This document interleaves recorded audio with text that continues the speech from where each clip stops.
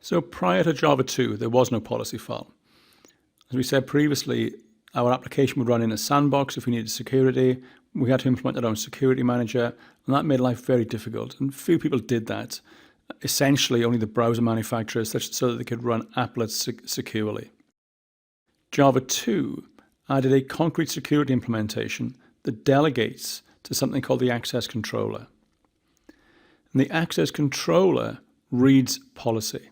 The default policy implementation is a text file. And it's a fairly straightforward text syntax, as we'll see in a moment. The policy contains permissions, and these permissions are assigned by something called a code source. So the code source identifies where a piece of code has been loaded from or who it's been signed by, and the permissions associated with that signing or with that location.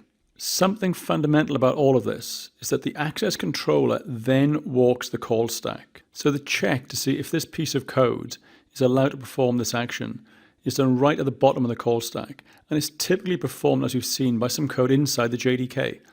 Now the JDK has permission to do everything, so something else that's calling the JDK may not be allowed to perform this action. That thing that's making the call is further up the call stack, so we have to walk the entire call stack to make sure that everything on the call stack is allowed to do this access. And everything on the call stack must have the appropriate permissions. So before we take a look at how this call stack walking works, first of all, let's take a look at the default policy file and see what's in there. So Java comes with a default policy file, and this is a base set of permissions that all applications have. This default policy file, as we see here, lives in Java Home JRE lib security java.policy. You can go and take a look at this file. It's a simple text file. So what does a policy file look like? In the policy file, we grant permissions based on up to 3 things. We can grant a permission based on where code was loaded from. This is something called the code base. We can grant a permission based on who created this library. So the library creator can sign the jar file, and we can grant the permission based on that signing. We could also grant the permission based on who the authenticated user is, something called the principal. So the grant syntax is something like this. We create what's called a grant block, and then here we can say, I want this code to have these permissions based on this signer, this code base, and these principals. Now, all of these things are optional apart from the grant block. So if we leave out the signer and we leave out the code base and we leave out the principals, then we are granting these permissions to all code. The principal is part of the Java Authentication and Authorization Service, or JAS, and we are not covering that in this class. So in this class, we care about what the code base is and what signed by is. So this is the default policy file. Now, I guess the first thing to notice is that policy files grant permissions. And what this means is that by default, all permissions are disallowed. So we have to explicitly say what is allowed. We can't say certain things are allowed, certain things aren't allowed. We have to allow everything that we need. Otherwise, it's not allowed.